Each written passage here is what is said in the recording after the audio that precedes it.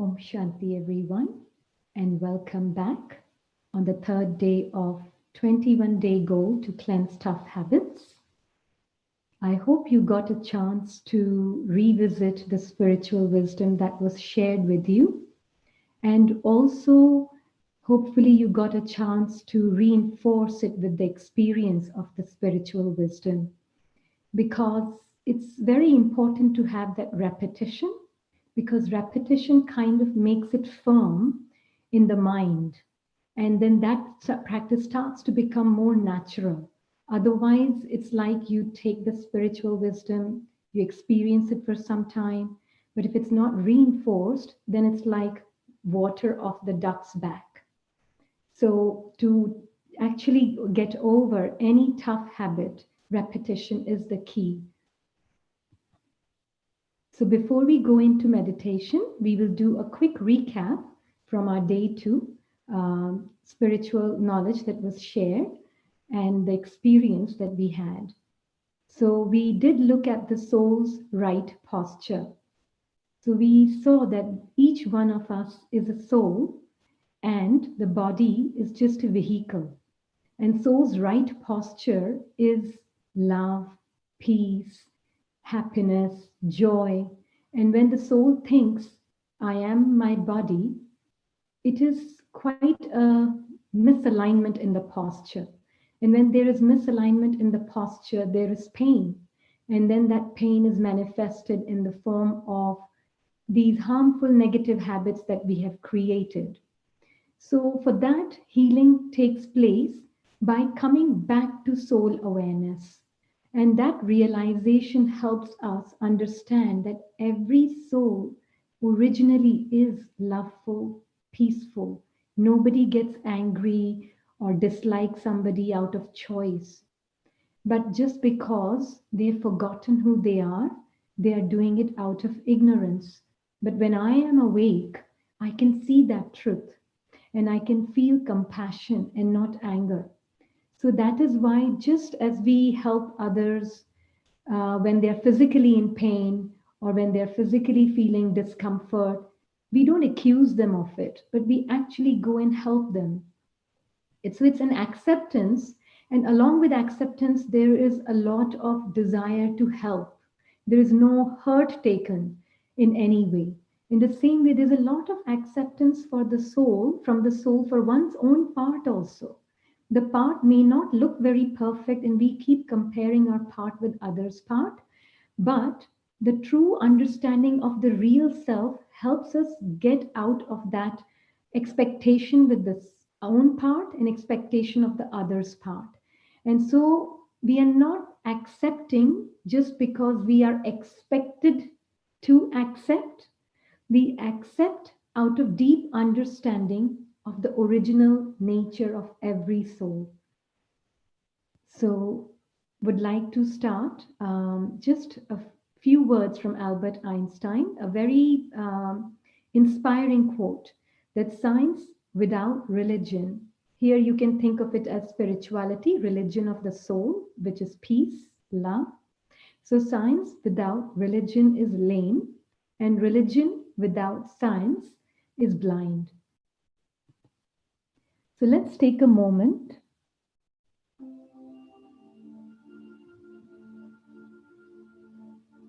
in this moment of silence,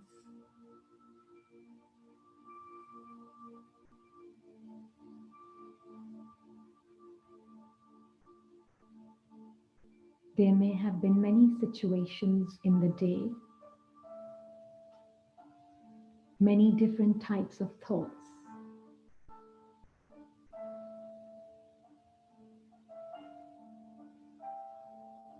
We can do a quick check. How many of those thoughts were negative? How many of those thoughts were positive, waste, or elevated, or necessary? Without judgment, just a check. Maybe 99% was waste. Doesn't matter. Just a quick, honest checking. And then let it go.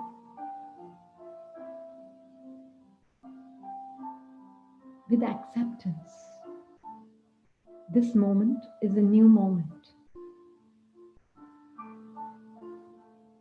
We don't bring the past to the present moment. We don't even live in the present. We transform the present. We stay awake in the present.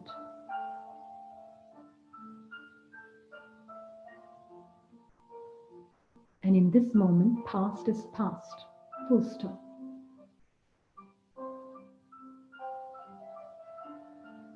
Which means no emotions of the past few seconds also can touch this present. And that's where this analogy of the driver and the car is very powerful.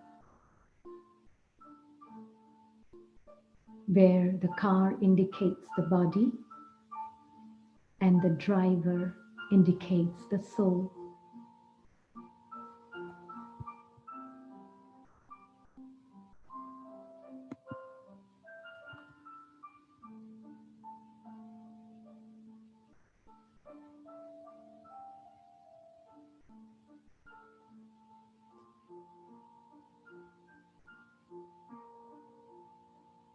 When the soul, the driver, is awake, he can drive the car, enjoying the scenery, the side scenes. But he never forgets he's the driver. But today we have forgotten ourselves and we think, I am the car.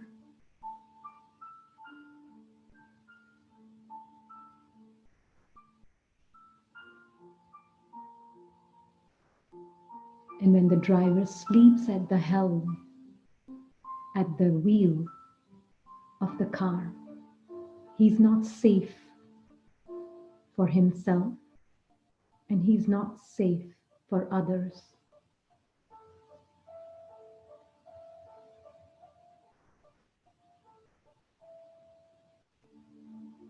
Because now we are comparing our car with others' cars.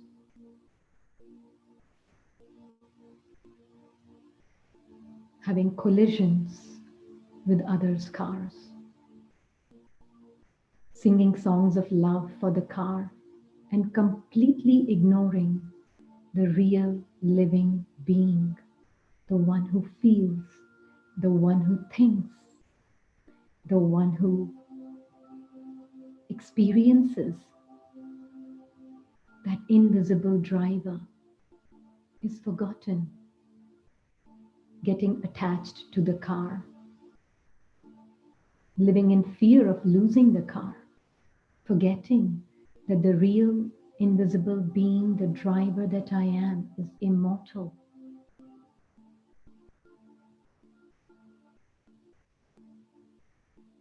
Whenever the car gets old, I can change my car.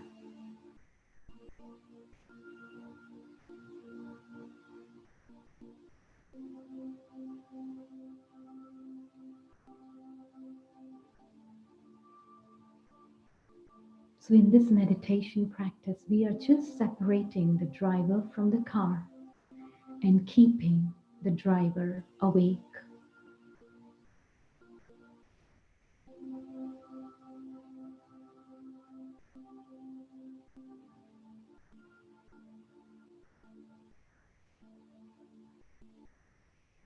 Not clinging to the car,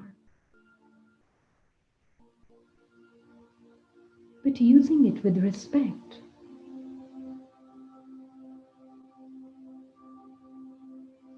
Not looking at others' body, their hairstyle, their shoes, and ignoring the real living being.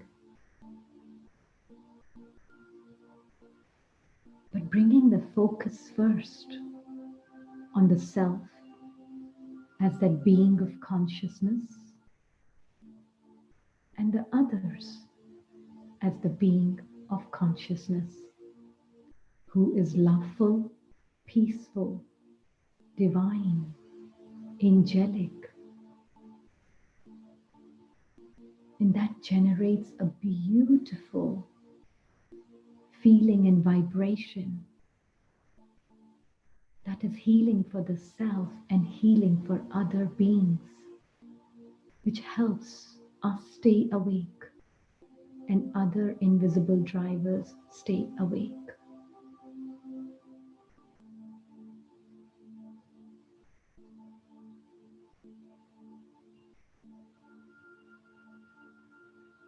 Om Shanti.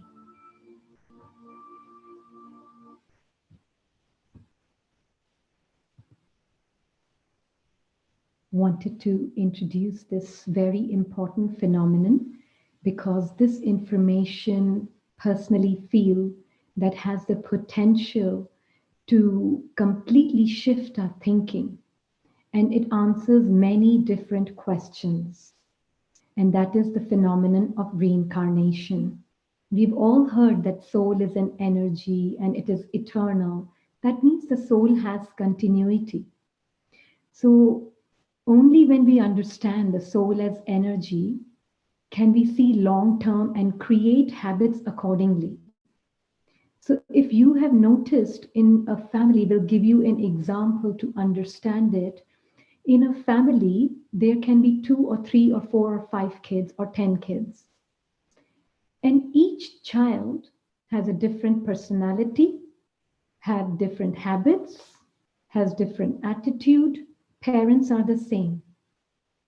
The reason being that they have created different habits and different impressions that they're bringing from their past lives. And that is why despite every other thing that is common, family is the same, environment is the same, schools are the same, everything else is the same. All the other factors are the same, except the one factor that determines the difference is their past habits and the past samskaras, impressions that they bring with them. And that really helps us in accepting people as they are, because we know that there's one big factor that we are not taking into consideration. And with that acceptance, what happens is that we are not comparing children. We're not trying to make one like the other, even in our mind, if we are not doing it externally with our words. But even in our mind, we don't do that. So what happens is when we have that right wisdom and knowledge of how every soul is carrying different habits and different impressions, then we have respect for all. We have respect, equal respect. We are not trying to make them like us, but there's a deep feeling of respect that is coming. In the process, what we are doing is we have less questions here, we have less complaints here, and as a result, mind is calm. The reason for mind to be not calm today is overthinking. Overthinking about everything. And this why, when, where, what, and how is what is really making this mind completely disturbed. And what happens with spiritual knowledge is that we have now another perspective and we can answer the question of the mind. And that is why reincarnation is a very important factor to understand and accept the soul's part as it is. So that is why we say taking off your clothes does not mean you die. You, the soul, don't ever die. The soul is immortal and always has these beautiful qualities just hiding today because everybody has forgotten that. And would like to give an example and what happens when the soul falls asleep. What happens, what kind of habits we create in that asleep state. The soul thinks I am the body. And if the soul thinks I am the body is part of the matter. There is a beginning and then there is an end to the body. There is because that is the nature of matter. It is constantly changing. And there is, matter is always perishable. So, like for example, let's say Susan, like this character, Susan. Susan, the soul thinks I am Susan. So now the Susan, if the soul thinks I am the body, now it is thinking, oh, I came with nothing, then I will leave with nothing. It will no, it will say I came with nothing and I leave with nothing. So I have to make something out of this life. If it thinks I came with nothing, I am no one, then it spends the rest of his life trying to become someone and to have something. So it tries to accumulate, it tries to do many, many things to become something in someone, but then constantly living in fear of losing it. And then by the time it comes to the end, it is living in sorrow and fear of losing everything, family, wealth, skills, talent that it has accumulated. But it can't take that with it. And so the entire focus in the entire lifetime was on things which will not go with the soul. But the truth is, soul does not come with something. It comes with its habits. It comes with its sanskaras and impressions. And if it had paid attention to that, then that would have gone with the soul. Because it has forgotten, it did not. But when the soul is awake, it knows that I am immortal. I never die. This body is my car. And I know that I'm a traveler here. And I own nothing. I own no one.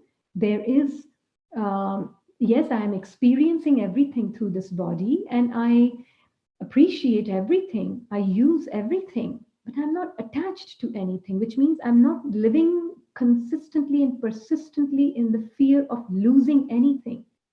I appreciate, I respect, I do everything. Same as the one who thinks it's a body, but without fear, without attachment, with happiness and joy through the journey of life. And when time comes, it knows it's not lost anything because it never had anything and it continues. That's the difference in being soul conscious and body conscious. So would like to give an example of it from one's own personal life, how this is spiritual knowledge versus the bully mind that speaks, and how the soul is watching both the lawyers. Imagine there are two lawyers and the judge is the soul. And the soul is watching, the judge is watching these two lawyers. One lawyer is the bully who will speak because we still have a lot of body conscious thoughts. But there is another lawyer which we are feeding, spiritual knowledge. And that lawyer will help us win over this lawyer. But that is why we need to nourish this lawyer every day. So we'll give an example from one's personal life. I think it always is very helpful. So there was a situation in life, there was some family member made a big mistake on finances and gave a lot of money, a big amount of money to somebody. And it never came back. So now what happens? Now the soul is sitting here and there's a body conscious thought speaking here and saying, oh, did not say much verbally because one is practicing, but there is this thought going on, and meditators' thoughts can be very powerful. And so this thought is speaking. You knew better. You could have done better, you know. You can't really be that foolish to make such a decision.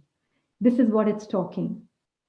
And then went to that person and spoke to that person calmly, outwardly calmly, but inside this is a conversation going on of disrespect for that soul's decision. So then that soul exploded. Now that soul exploded.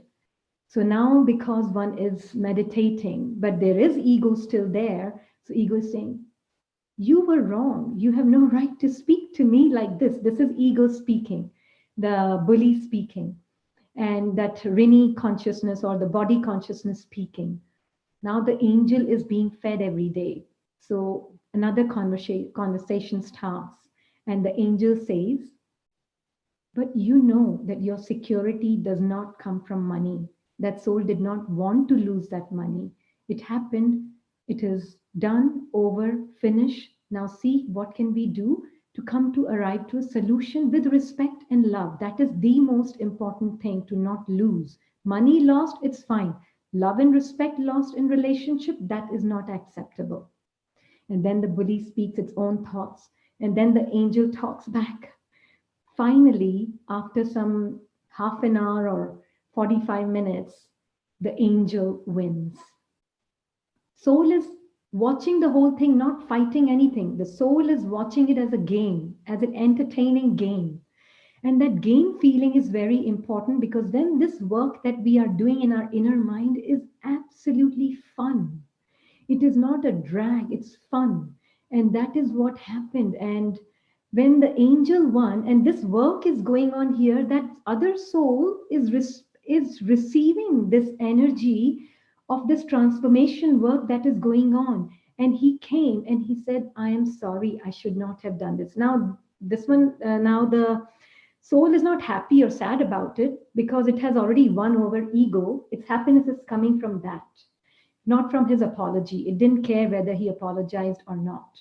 And that is the beauty. We have no expectations. And then that feeling of judgment and a little bit of that anger, that was completely gone. And it was not a process. It was just a switch after that beautiful game that the soul was watching, that the judge was watching these two lawyers talking. And it was a lot of fun doing that. And it's always fun. That's why we say in spirituality is fun. There is a lot of awareness that builds up. And you know that you are in control of your mind. As a judge, you're listening to both. And then if you have practiced soul consciousness, then you have a beautiful reference point that you are immortal, that you are one who came with nothing and who will lose nothing. When that awareness is there, then it will win. It will withstand the bully talk. That is for surety. But we have to invest time in it to nurture the angel. We have to invest time in taking care of the angel. We can't expect to win these battle of emotions or this game of emotions rather by just meditating once a week and rest of the time feeding the bully. We do have to feed the angel to win over the bully. And that is the experience wanted to share because experiences personally feel are very helpful in understanding spiritual knowledge. And this is the ego identities that we have developed. And every ego identity has its own expectations, has its own story, and it will speak. But if we are powerful here, investing time here, victory is guaranteed. Nothing can stop that. And that game is fun to play when you know victory is guaranteed and you are going to win. It's really fun to know when victory is already there beforehand. It's known to you. And so this is something that wanted to share. And this is also the nature's three processes: constructive, destructive, and sustenance. In nature, there's always construction going on. There is also destruction going on, and there is sustenance going on. Construction, we are constructing right thinking habits with our right spiritual knowledge that we are taking every day. We are feeding this mind everyday spiritual knowledge. Destructive, we are destroying this bully mind. We are not letting it win with the spiritual knowledge. So we are letting go. We are not fighting it. The soul is observing as a judge, both these minds. And then sustenance, we are sustaining by bringing it into practice again and again and again. So this is what I wanted to share with you. And we would now go into meditation.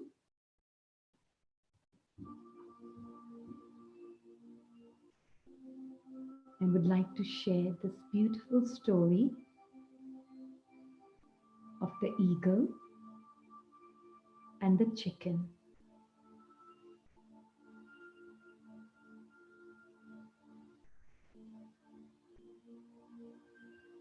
The eagle egg is hatched by the mother hen. It falls in the mother hen's patch by accident.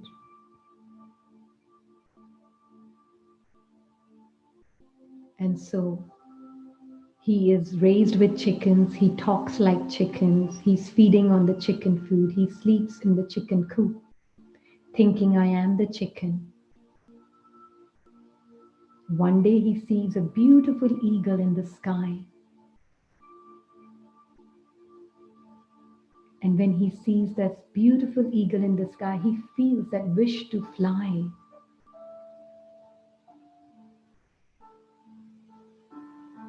But the chicken people around him say, "What are you thinking about? Flying? Going up in the sky? Forget all of that. Just come, help me collect some chicken feed." And if the eagle listens to the chicken, he will die like a chicken. This is very much a relevant story for all of us. We are eagles made to fly like angels. We are not human beings, we are angelic beings. Soul is meant to fly.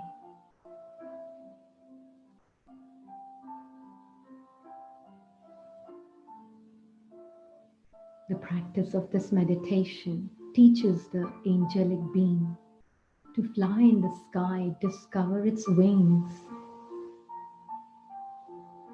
discover the sky, its freedom, free from this body consciousness trying to protect this body all the time. Taking care is one thing.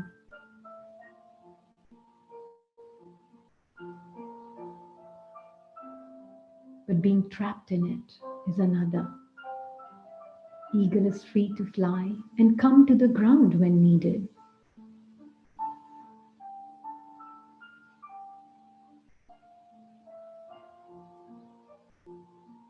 In the process of flying, there are times when he flaps his wings when he's learning to fly and he falls down. He flaps again and he falls down. And that's okay. It's okay to fall down as long as you keep flapping, and one day you will fly.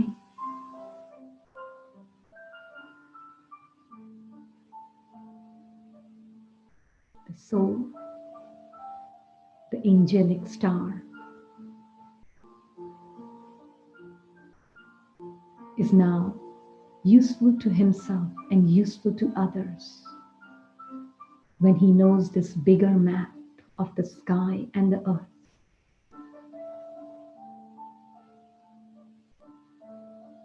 This is the highest perspective, to see things from up above and see everything looks small. But when we don't have that perspective of the sky, everything on the ground looks big. Somebody said something, big thing. Success and failure on the ground level, big thing. But when we have that higher perspective, we can see things more clearly. We can make better decisions. We can be in higher clarity.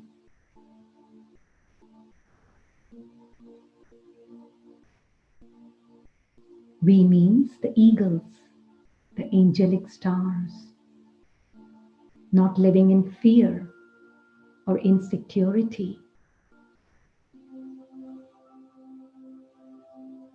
or anger or frustrations. All one has to do is discover his wings, discover his highest potential that is there in each one of us without exception.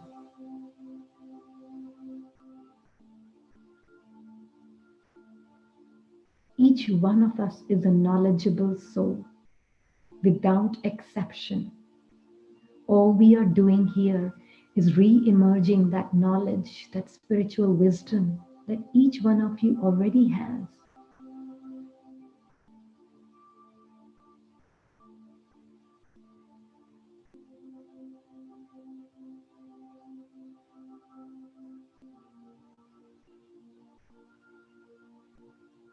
So keep flying until we meet again tomorrow. Om Shanti.